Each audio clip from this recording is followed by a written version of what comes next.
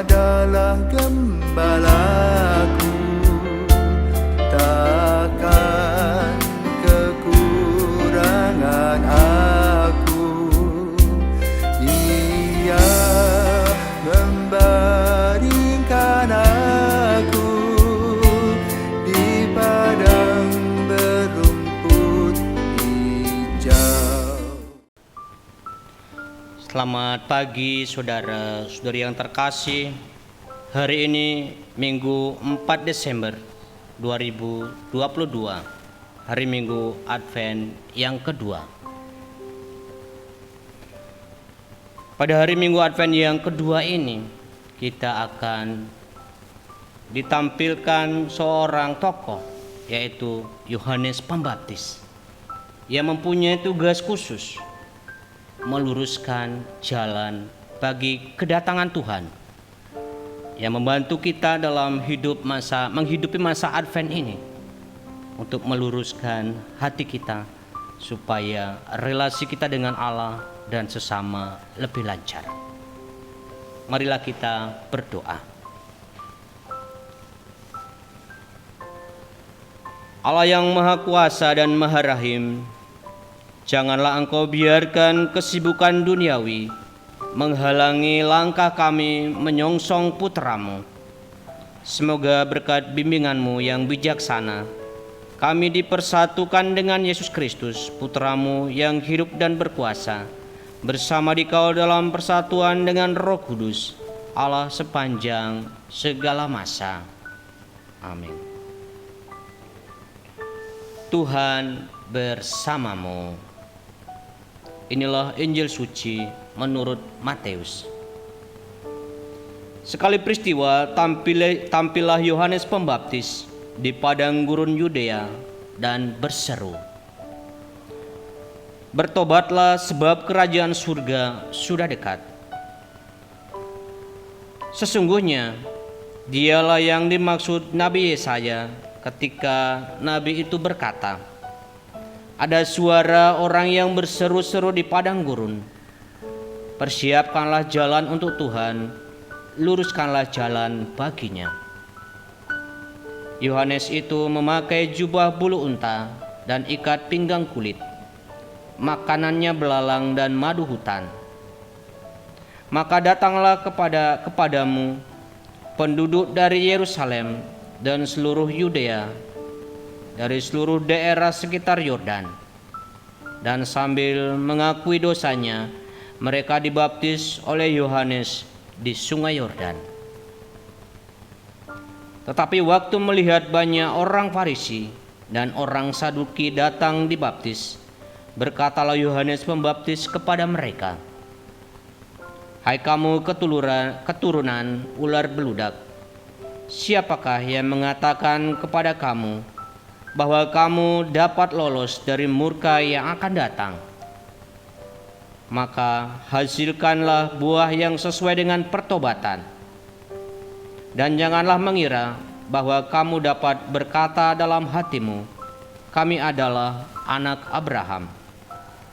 Sebab aku berkata kepadamu, dari batu-batu ini pun Allah dapat menjadikan anak-anak bagi Abraham. Kapak sudah tersedia pada akar pohon, dan setiap pohon yang tidak menghasilkan buah yang baik pasti ditebang dan dibuang ke dalam api. Aku membaptis kamu dengan air sebagai tanda pertobatan, tetapi Ia yang datang kemudian daripadaku lebih berkuasa daripadaku, dan aku tidak layak melepaskan kasutnya. Ia akan membaptis kamu dengan Roh Kudus dan dengan api. Alat penampis sudah di tangannya. Ia akan membersihkan tempat pengiriknya dan mengumpulkan gandumnya ke dalam lumbung, tetapi debu jerami akan dibakarnya dalam api yang tidak terpadamkan." Demikianlah sabda Tuhan.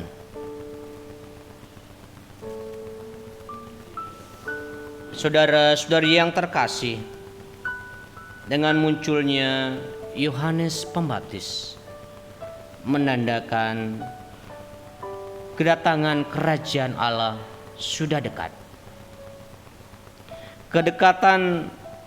Kedatangan sabda Allah ini atau kerajaan Allah ini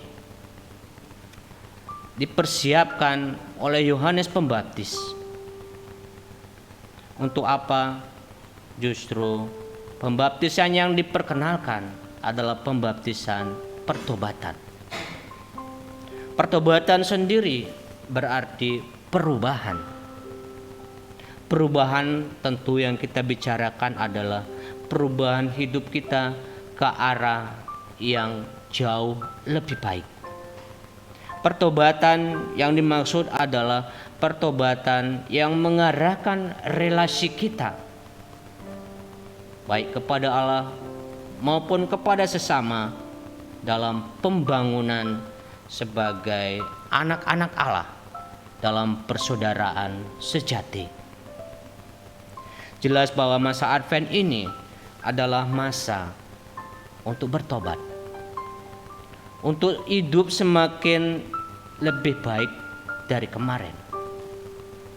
Hari ini lebih baik daripada kemarin. Itulah tekad kita setiap hari dalam masa Advent ini, masa persiapan untuk menyambut kedatangan Allah yang mau masuk ke dalam hati, ke dalam hidup kita masing-masing. Dan yang kedua adalah Yohanes ini muncul di padang gurun. Kenapa harus di padang gurun? Tentu padang gurun mengingatkan akan umat perjalanan yang panjang selama 40 tahun sebelum memasuki tanah terjanji. Bangsa Israel dipersiapkan selama 40 tahun untuk bisa memasuki tanah terjanji. 40 tahun artinya satu generasi. Kita dipersiapkan dalam masa Advent ini 4 minggu untuk mempersiapkan diri kita supaya kita bisa lebih layak, lebih pantas untuk menyambut kelahiran Sang Sabda dalam hati kita masing-masing. Maka sangat jelas juga hari ini kita diingatkan persiapan-persiapan atau perubahan-perubahan hidup apa yang bisa kita lakukan. Bacaan Injil bicara tentang pohon, bicara juga tentang buah. Tentu pohon yang berkualitas diukur dari buah yang berkualitas. Kehidupan kerohanian kita sangat tergantung atau diukur dari buah-buah baik yang kita bisa hasilkan dalam relasi kita dengan orang lain. Maka pertobatan bisa kita artikan perbuatan baik yang kita lakukan kepada orang lain. Sama kedatangan Yohanes menandakan kedatangan kerajaan Allah. Kedatangan Yohanes yang menyerukan untuk meluruskan jalan bagi Tuhan supaya Tuhan bisa langsung cepat datang ke dalam hati kita. Kita diundang untuk meluruskan hati kita yang berkelok-kelok, yang berliku-liku, yang kadang juga berbukit-bukit. Hati yang berliku-liku, hati yang berkelok-kelok, hati yang berbukit-bukit. Itu adalah tantangan-tantangan, halangan-halangan yang kita hadapi untuk bertemu dengan Allah dan juga untuk bertemu dengan sesama kita. Itulah yang harus kita luruskan. Misalnya kedengkian, misalnya iri hati, misalnya gengsi. Hal-hal itulah yang membuat hati kita tidak lurus kepada Allah, tidak langsung kepada kebutuhan-kebutuhan sesama kita. Maka ajakan Yohanes sangat relevan bagi kita dalam masa Advent ini, masa penantian, masa persiapan. Yang pertama, pertobatan. Kita diundang untuk mengubah hidup kita ke kehidupan yang jauh lebih baik, ke relasi yang jauh lebih baik.